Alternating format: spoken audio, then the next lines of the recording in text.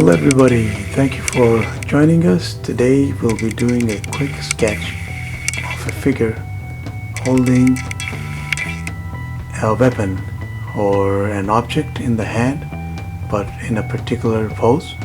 So if you have your pencils all set, you can sketch. So we will begin with 1, 2,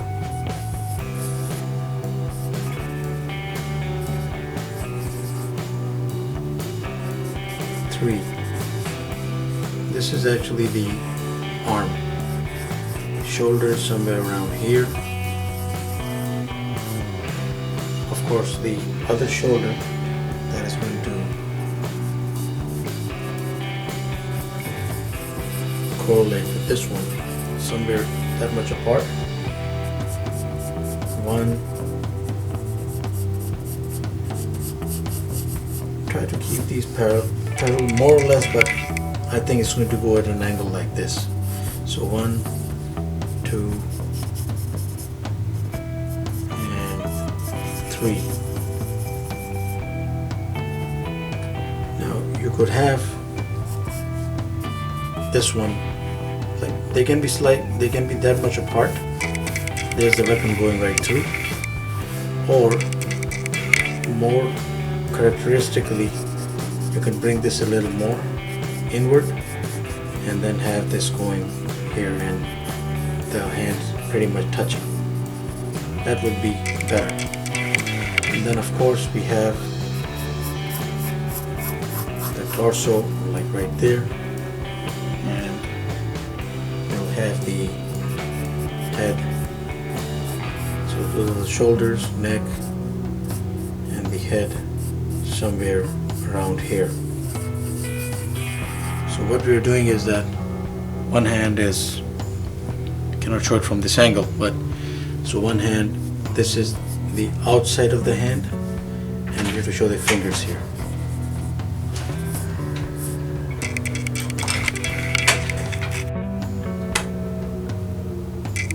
Okay, so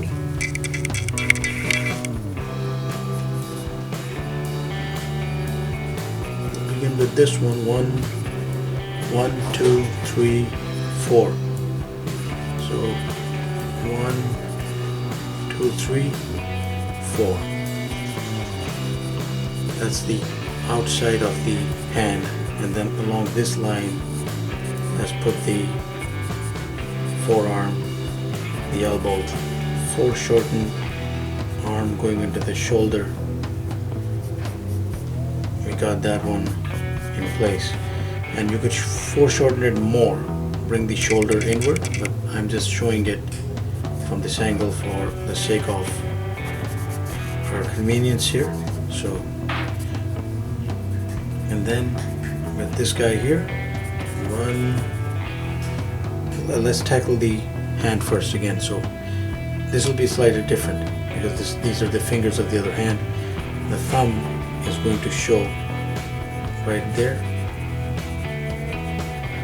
and it's pressed again against that hand. So 1, bent, 2, 3, 4. So 1, 2, 3, 4, and then along that line you could just put in fingers like this. But let's actually get the thumb out of the way.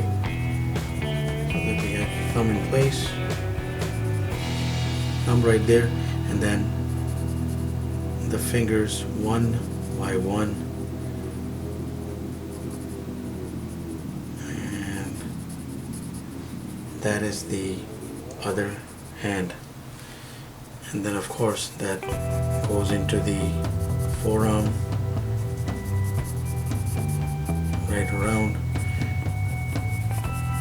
and I've come in now. Instead of doing that, I had mentioned that we were going to pull it inward, so we are going with this one and getting that arm further in. That's the chest, and that is the torso. So we got the hands going together. I made them a little bigger so that it appears a little easy to follow. And there's that stick right through the hand. Now this could be, and let's make this into an axe. So perhaps a woodcutter, or there's the head. And although that is not our objective, we'll just put in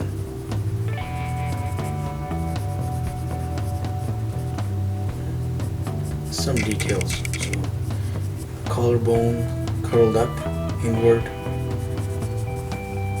coming in like that, going down, and of course, depending on what this guy is wearing, you will put in the structure here as required. So I have shown him bent at this angle, so if it is that way, more curled up muscle structure right here, and more extended here. So there we have it. Two hands holding the weapon in place. Now if I were to quickly put in some tones because of the light, I'll just go like that.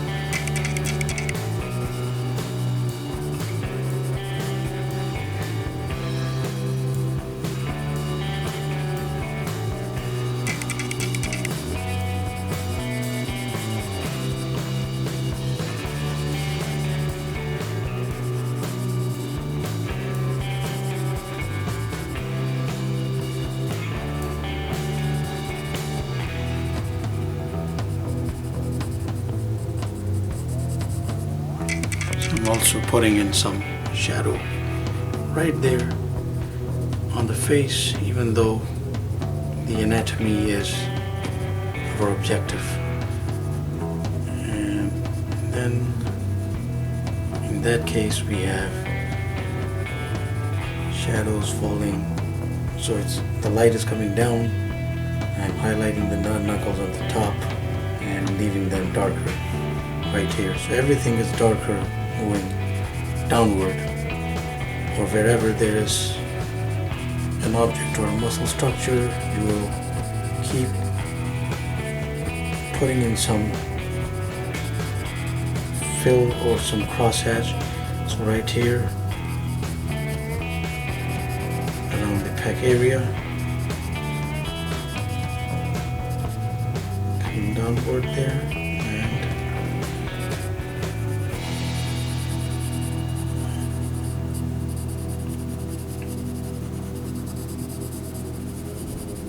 that down there.